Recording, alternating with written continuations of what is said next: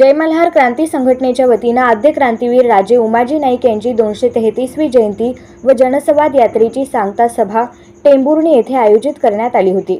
या कार्यक्रमाचे उद्घाटन आमदार गोपीचंद पडळकर यांच्या हस्ते पार पडले।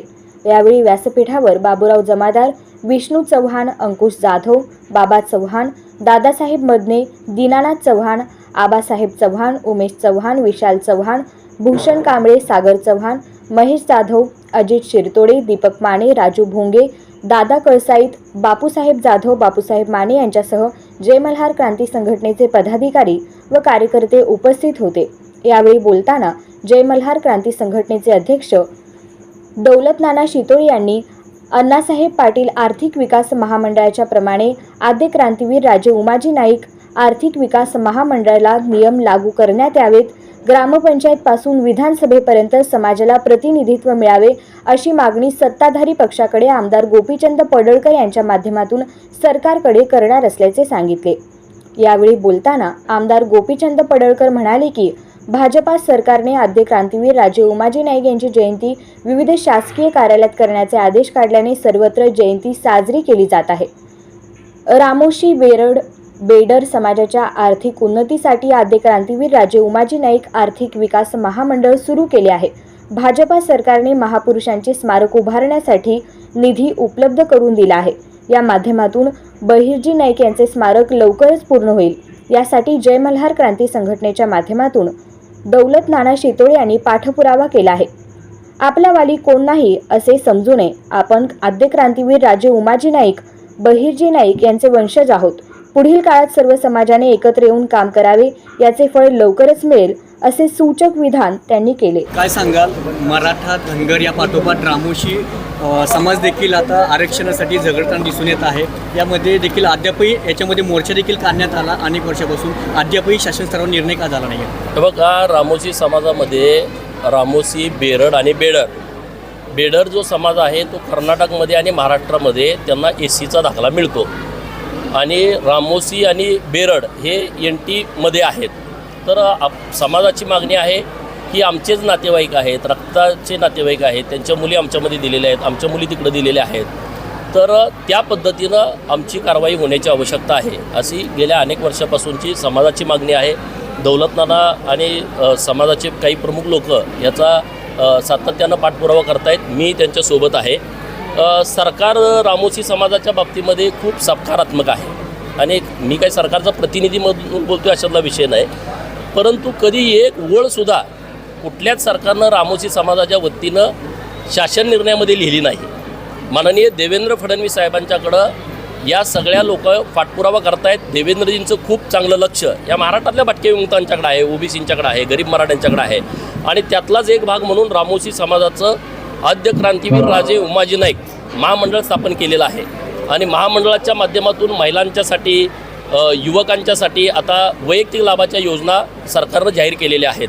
वसतिगृहाच्या बाबतीत योजना, मुलांच्या प्रशिक्षणाच्या बाबतीमध्ये योजना ह्या सरकारनं जाहीर केलेल्या आहेत। एखादी संस्था स्थापन करणं आणि ती कार्यान्वित करणं यामध्ये थोडा वेळ गेला, त्यामुळं आत्ता परत मी आणि दौलत नाना, विष्णू आप्पा, अंकुशराव जाधव सर ही सगळी टीम आम्ही सातत्यानं या विषयाचा पाठपुरावा करतो आहे। महामंडळ स्थापन करणं ही एक मोठी बाब राज्य सरकारच्या माध्यमातून घडली आहे। उद्या त्या महामंडळावरती प्रतिनिधी जाणं रामोशी समाजातलं हे आता निश्चित होईल, त्यामुळे एक चांगलं प्रतिनिधित्व समाजाला मिळेल।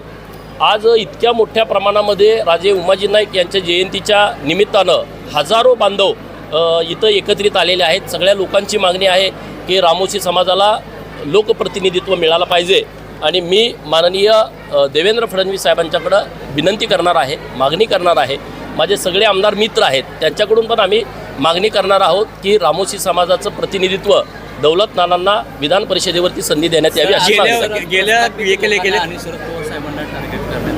अरे हे बघा, आजचा काय विषय आहे, मी आता येताना एक गाडीमध्ये बातमी बघितली तुमच्या चॅनलवरती। तुमच्या माध्यम उपमुख्यमंत्री असेल, मुख्यमंत्री असेल, त्यांनी अहिल्यानगरचे नाव त्यांनी घोषित केलं होतं, पण आता आज शरद पवार हे आणि अहमदनगरमध्ये या ठिकाणी गेल्यानंतर काही मुस्लिम सामायिक सदस्यांनी एकत्र येत अहमदनगरच हे नाव देण्यात यावं। बघा, मला तुम्हाला हेच विचारायचं आहे, महाराष्ट्रातल्या लोकांना विचारायचं आहे आणि विशेष करून अहिल्या भक्तांना विचारायचं आहे, धनगर समाजाच्या लोकांना पण ह्याची जाणीव करून द्यायची आहे।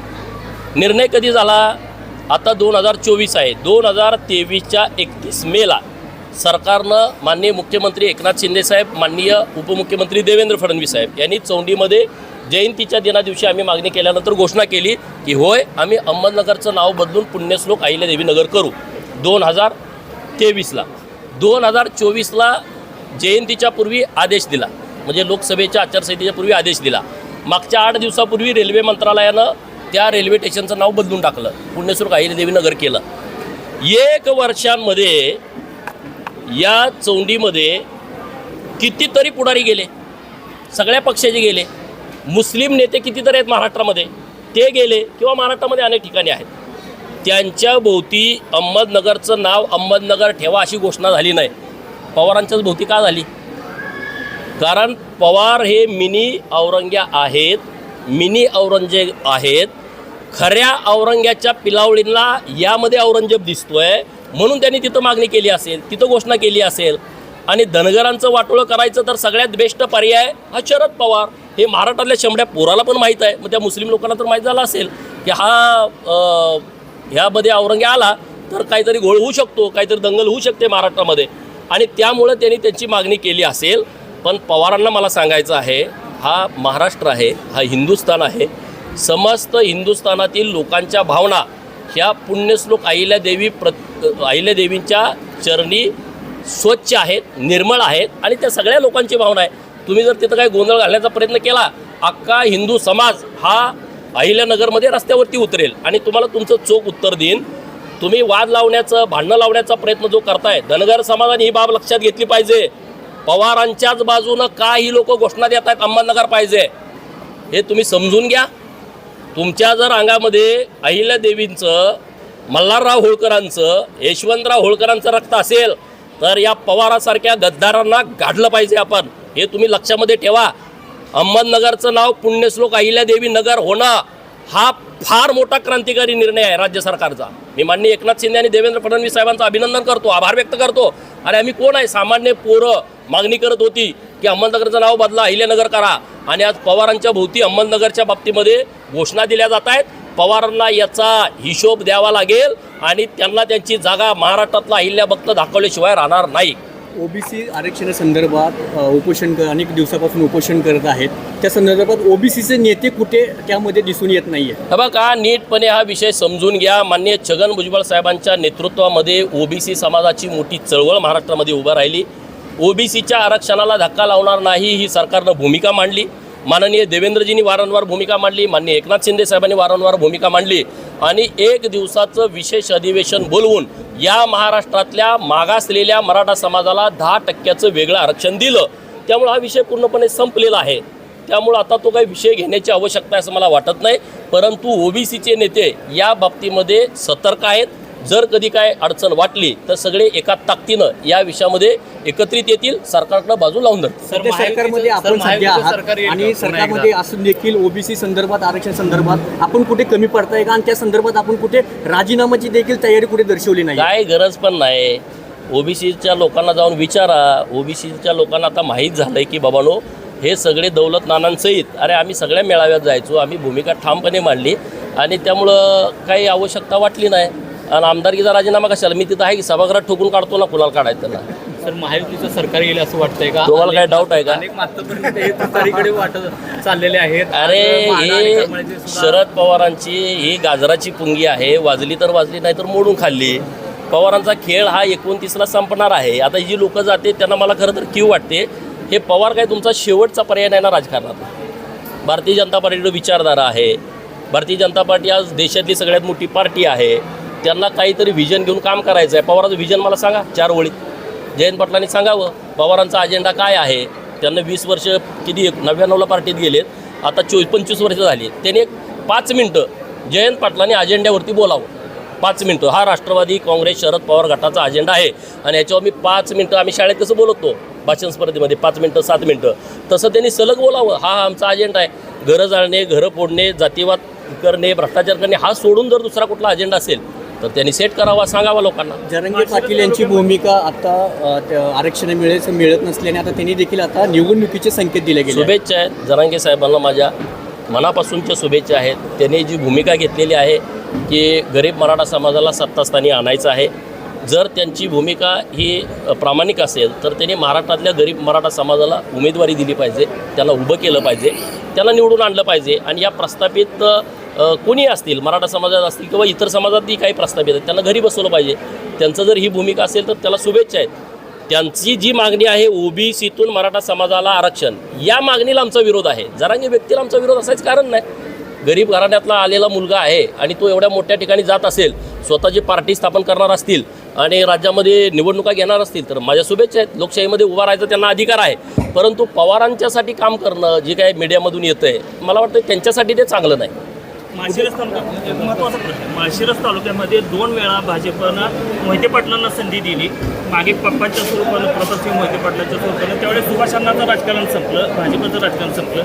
नंतर 2019ला मोहिते पाटलांना भाजपात घेतलं आणि आता 2024च्या लोकसभा इलेक्शनमध्ये मोहिते पाटील पुन्हा राष्ट्रवादीकडे गेले आणि भाजपची जी काही ताकद वाढली होती त्याच्यामध्ये कमतरता निर्माण झाली. काय सांगाल, भाजप वारंवार मोहिते पाटलांचा रिस्क का घेते? हे बघा, आता मी तर एवढा वरिष्ठ नेता नाही, त्याला काय घेतलं, त्याला काय दिलं, कारखान्याला काय दिलं, मी एवढा मोठा माणूस नाही अजून.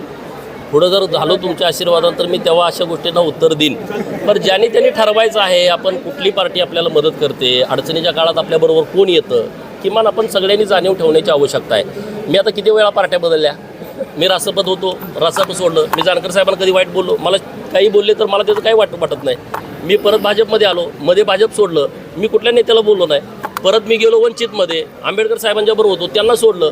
सगळी मला शिवाय देत होती. मी मला आंबेडकर साहेब आमचे नेता आहेत, आम्ही त्यांच्यासोबत काम केलं आहे, त्यांनी आम्हाला संधी दिली आहे, आपण त्या नेतृत्वाच्या विरोधात कसं काय जाऊ शकतो? ही लोक मला खरंच विशेष वाटतं आहे की देवेंद्र फडणवीस साहेबांनी या सगळ्या महाराष्ट्रात जी लोक आता म्हणते आम्ही तुतारीकडे जातो, त्यांना अडचणीतून बाहेर काढलं आहे. आम्हाला अडचण काय हो, आमच्या घरी पिठात चक्की पण नाही, आम्ही मोकळी माणसं आहे, आम्हाला अडचण काही नाही.